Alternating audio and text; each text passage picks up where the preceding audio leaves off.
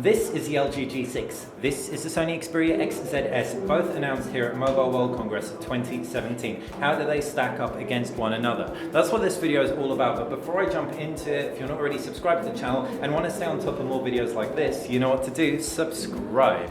Right, back to these two phones. They look really different. You've got a lot of screen on here, you've got a lot of bezel on here, but it's not all bad in terms of the Sony. The Sony Xperia XZ has bezel up top and bottom because it's got stereo speakers. It also has a lot more pixels on the front camera. As opposed to the 5 megapixel LG G5, you have a 13 megapixel snapper. The speaker is a lone speaker at the bottom of the LG G6, and it is also a 5 megapixel front camera, but it is a trade-off well worth it for many people because you have a stunning 2:1 aspect ratio display. Both of these phones have USB Type-Cs at the base, and around the back you can see dual cameras on the LG G6 versus a mono single camera on the Sony Xperia XZs.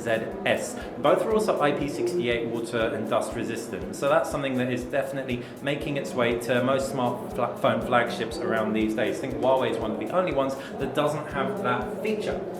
Right, so as far as design goes, I like both. I prefer the LG G6's in-hand feel because the metal kind of slants forward, and so it makes it really easy to hold. And obviously it's got that standout screen, Quad HD resolution, 5.7 inches. You just get a lot of screen for your phone surface area. That said, I don't love the back panel. It attracts fingerprints like crazy, even in this lighter color variant. The Alkaleido metal finish is definitely my preference on the Sony Xperia XZ.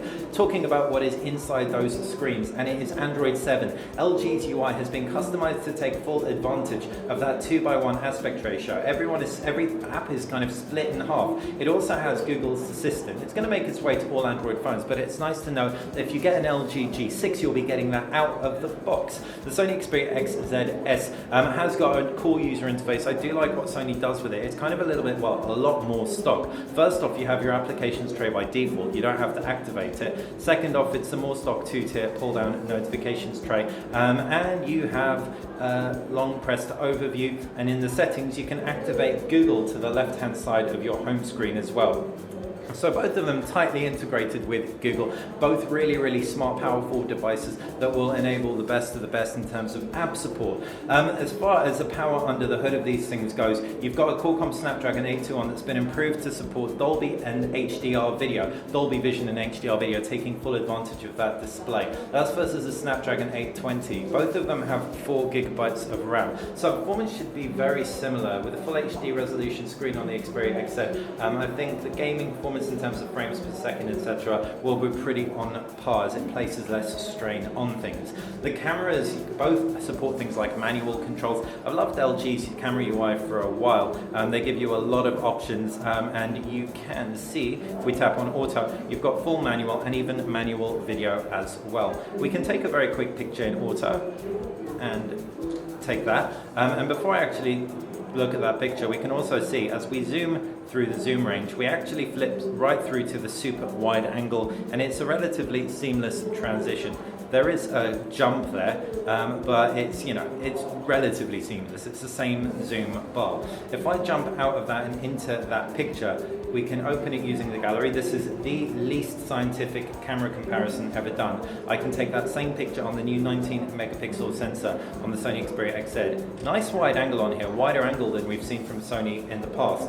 And it was a further back shot because of that wider angle. But you can see actually it's pretty comparable. Like, you've got a good amount of blur on there, so even though you've got a wider angle on the Sony, it's bit of a sharper image, so electrical image stabilization for the win there. Nothing conclusive, that isn't saying anything, but it does suggest that the Sony Xperia XZs may well at least have some improvements over its predecessor. That image looked really decent to me, and I use the XZ a hell of a lot. As far as the batteries go, the LG G6 packs a 3200 milliamp battery. With that size screen, I'm a bit concerned. But that said, the Sony Xperia XZs doesn't pack the biggest battery on the block either. It's 2900 milliamps. Given that it's a smaller screen, they should be pretty comparable battery lives. And as a result, these two phones are really going to divide people. Will you want the Sony design and that camera with that 960 frames per second slow-mo video? Or will it be all about that screen and the LG G6, given they have similar amounts of power under the hood? Let us know what you think in the comments section below. Like this video, click that thumbs up button, like the channel, subscribe. It's how you'll stay on top of everything we do. Thanks for watching.